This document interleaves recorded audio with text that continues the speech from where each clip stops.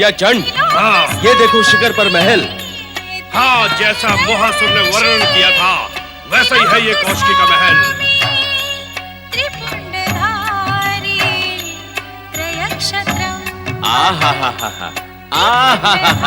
किंतु भैया चंड, क्या संगीत की मधुर और सुरीली धुन सुनाई दे रही है? भैया, जिसका स्वर इतना मधुर और सुरीला हो वो स्वयं कितनी सुंदर होगी। अवश्य अति सुंदर होगी। चलो महल के अंदर चलते हैं।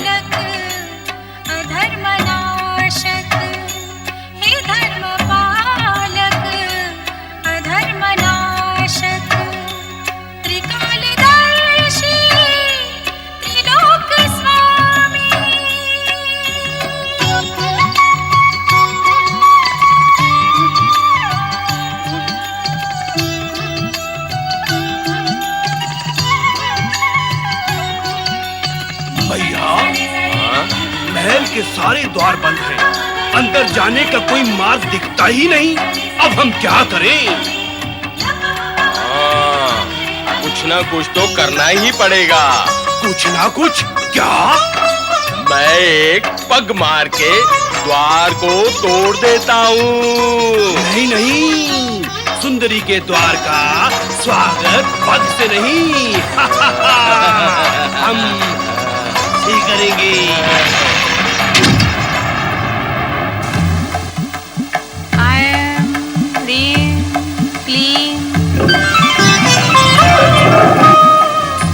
महल इतना अद्भुत और सुंदर है तो कौशिकी कितनी सुंदर होगी। हाँ, यदि ऐसा ही महल हमारे पास होता बहुत विचित्र है।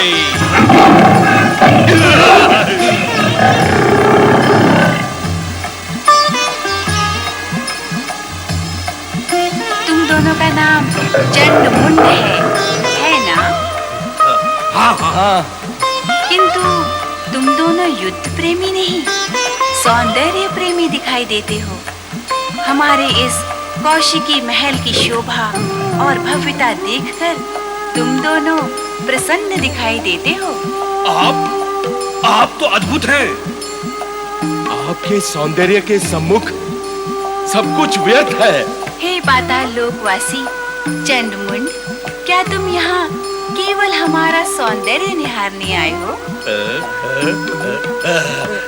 मैं तो जानती हूँ कि तुम दोनों इस समय असुर के अधिपति शुंभ निशुंभ के दूत बनकर आए हो, किंतु यहाँ आकर अब तुम दोनों ये चाहते हो कि हमारे इस महल में सदा सदा के लिए बस जाओ और हमें अपनी दृष्टि से कभी ओझल ना होने दो। हाँ, हाँ, हाँ, हम यही चाहते हैं। पर ये कैसे संभव होगा चंडमुंड? क्यों? इसमें असंभव क्या है?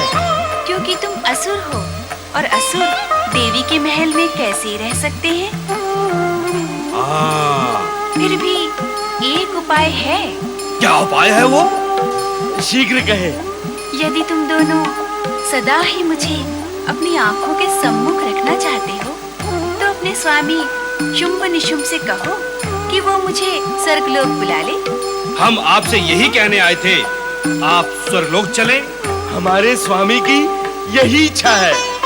उचित आदर सम्मान पाए बिना मैं कहीं नहीं जाती।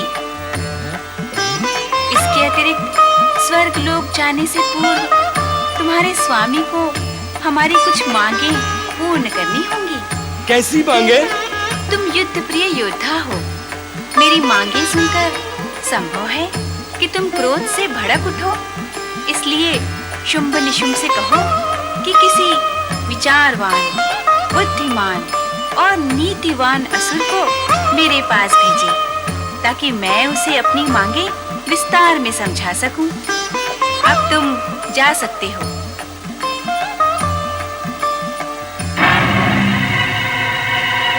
मेरी इच्छा के बिना यहाँ कोई एक पल भी नहीं रह सकता।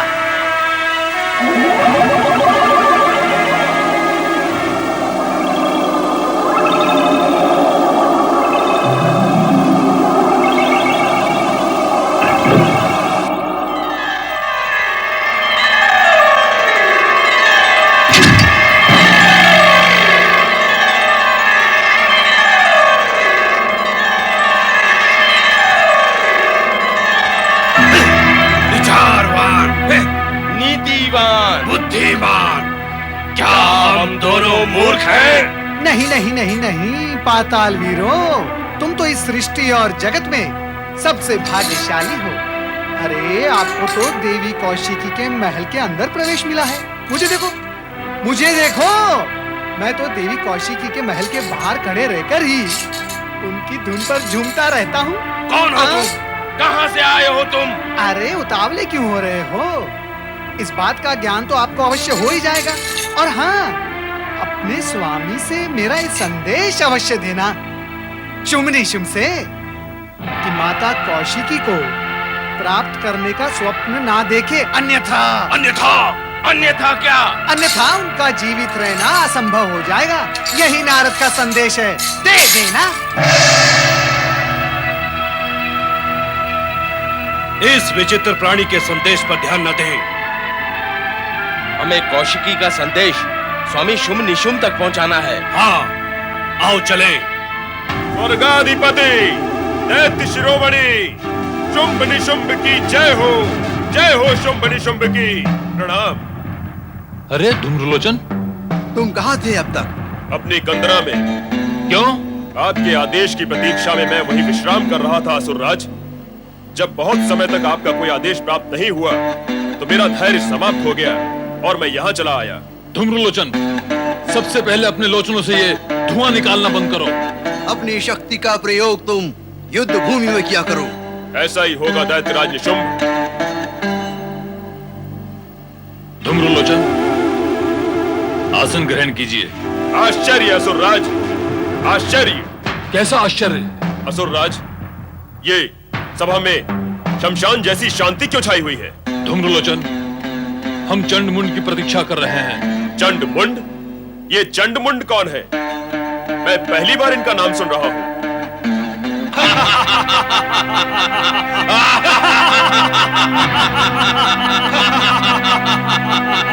स्वर्गाधिपति दैत्यराज शुंभ निशुंभ की जय। कहो, क्या संदेश लेके आए हो चंडमुंड? क्या तुम्हारी उस सुंदरी से भेंट हुई? हाँ, भेंट हुई। जो कुछ भी उसके सौंदर्य के बारे में बताया गया था बहुत कम था। उसके सौंदर्य का वर्णन करना हमारी शक्ति से परे है दैत्यराज। ठीक है, ठीक है। ये बताओ, क्या कहा उस सुंदरी ने? उसने हमें योद्धा कहा। तुम्हें क्या कहा, ये नहीं पूछा हमने। ये बताओ कि उसने हमें क्या कहा? वह स्वर्ग आने के लिए तैयार है दैत्यराज। परंतु किसी बुद्धिमान व्यक्ति से अपनी मांगे मनवाने के पश्चात उसने हमें बुद्धिमान नहीं समझा। इसलिए आपको से यहाँ लाने का कोई उपाय करना होगा। तुम्हारी बातें सुनकर हमारा धैर्य समाप्त हो रहा है चंडमुंड। अब तो हमें तुरंत उसके पास पहुंचना ही होगा, अन्य कोई उपाय नहीं है। नहीं दैत्यराज, नहीं। तनिक धैर्य से काम ले। ऐसे कामों में शीघ्रता फलदायी नहीं होती। उस सुंदरी को यहाँ आने के लिए मैं मनाऊंगा। दैत्य गुरु शुक्राचार्य ने मुझे आपको परामर्श देने के लिए ही नियुक्त किया है। बुद्धिमान सुग्रीव ठीक कह रहे हैं दैत्यराज। उस सुंदरी को यहाँ लाने के लिए आपको वहाँ नहीं जाना चाहिए दैत्यराज। निश्चय ही सुग्रीव चतुराई से काम लेंगे। हाँ दैत्यराज, सुग्रीव की बात मान लेनी चाहिए, कारण कि स्त्री के विषय में छीना झपटी और अधीरता से नहीं, बुद्धिमानी और धैर्य से काम लेना पड़ता है।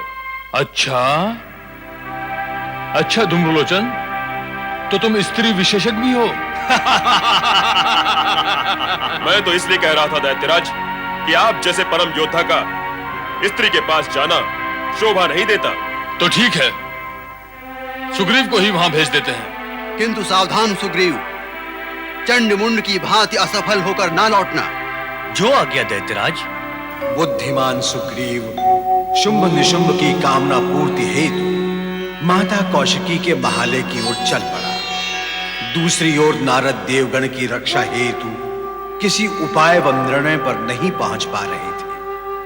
अंत में नारद ने यही निश्चय किया कि वे समस्या के समाधान हेतु ब्रह्मलोक चलकर परमपिता ब्रह्मा से परामर्श करें। परमपिता ब्रह्मा जी की जय हो। परमपिता, बहुत समय से आपके दर्शन करने के लिए नहीं आ सका, इसलिए क्षमा याचना करता हूँ। नारद, ब्रह्मलोक में तुम्हारी परमपिता ब्रह्मदेव के अतिरिक्त तुम्हें किसी अन्य उपस्थिति का ज्ञान नहीं है? तुमने यहाँ आकर मेरी ओर देखा तक नहीं? माता, मुझे क्षमा करना। देवी कौशिकी की धुन में मैं ऐसा खोया हुआ था कि आपकी वीणा की झंकार मुझ तक पहुंची ही नहीं। नारद सत्य ही कह रहे हैं देवी। कौशिकी का अलौकिक संगीत जो एक बार भी सुन लेता है, उसे प्रयत्न करने पर भी भुलाया नहीं जा सकता। कौन है ये कौशिकी? मैं तो इसका नाम पहली बार सुन रही हूँ। देवी पार्वती से उत्पन्न कौशिकी के बारे में हम तुम्हें बता चुके हैं। आश्चर्य है, तुम्हें इसका स्मरण तक नहीं रहा। क्षमा करे ब्रह्मदेव, मैं ये कहने के लिए विवश हूँ कि कौशिकी की चर्चा आज से पहले आपने कभी की ही नहीं। यदि ऐसा है तो हमें खेद है, किंतु तुम इतना उत्तेजित क्यों हो रही हो? शांत हो जाओ देवी, शांत हो जाओ। ऐसी छोटी सी बात पर तुम्हें रुष्ट नहीं होना चाहिए।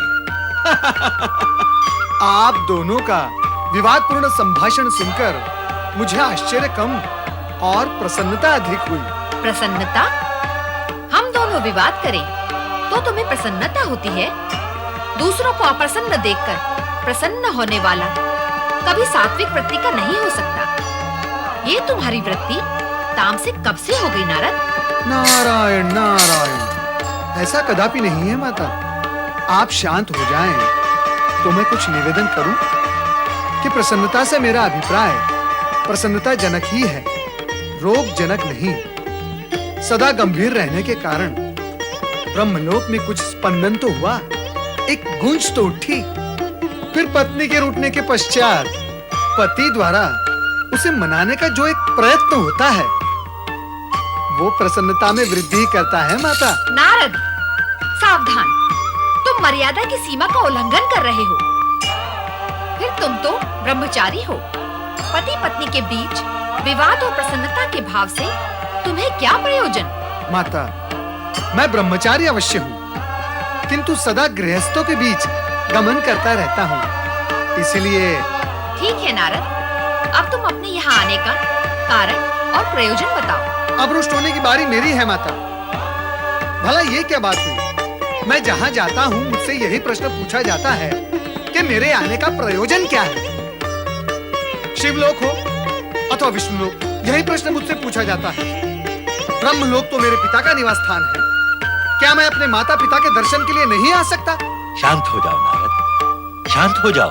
अशांत होने का कोई कारण भी तो नहीं है। चलो मान लेते हैं कि तुम अपने पिता के निवास पर आए हो, किंतु कोई भी पुत्र अपने पिता के सम्मुख अकारण नहीं आता। वो अपने मन में कोई शंका, जिज्ञासा अथवा प्रश्न अवश्य लेकर आता है। तुम्हारे मन में भी कोई जिज्ञासा अवश्य होगी नारद। हाँ परमपिता है, एक जिज्ञासा है मेरे मन में। कहो नारद, अपनी जिज्ञासा कहो। परमपिता, देवी कौशिकी का सौंदर्य असुरों को इतना सम्मोहित कर चुका है कि मैं भावी आशंका से भयभीत हूँ कि भविष्य अवश्य ही दुर्घटनाओं से पूर्ण होगा। परमपिता, क्या मेरी आशंका निराधार है? प्रश्न पूछने व जिज्ञासा प्रकट करने की तुम्हारी शैली अद्भुत है नारद। जगत के प्राणी तुम्हारी इस प्रवीणता से प्रश्न पूछने की कला में प्रवीण हो सकते हैं। अब शेष रहती है तुम्हारी आशंका, तो उसके विषय में तो चर्चा करना ही व्यर्थ। किंतु सत्य यह भी है कि कौशिकी की उत्पत्ति असुरों के सर्वनाश के लिए ही हुई है। असुरों के सर्वनाश के लिए? नारायण नारायण। परमपिता, अब मुझे कुछ नहीं पूछना, अब आप मुझे आज्ञा दें।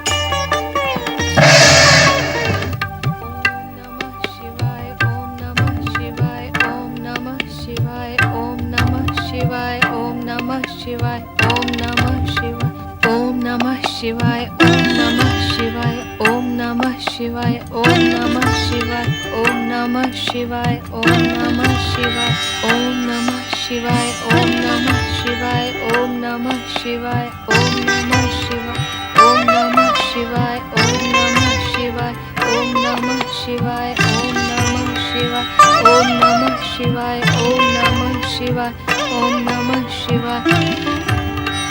गणपति परमेश्वराय नमो नमः।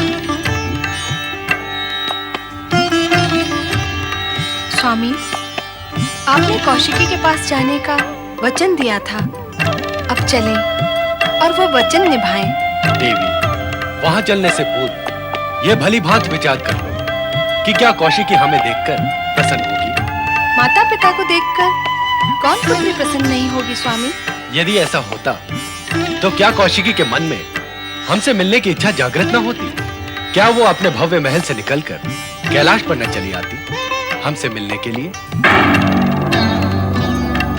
देवी, कौशिकी से मिलने की तुम्हारी इच्छा शीघ्र ही पूर्ण होगी। वह कैसे स्वामी?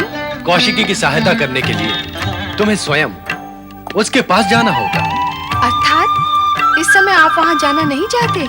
अभी वो समय नहीं आया है देवी। धैर्य धरो और प्रतीक्षा करो।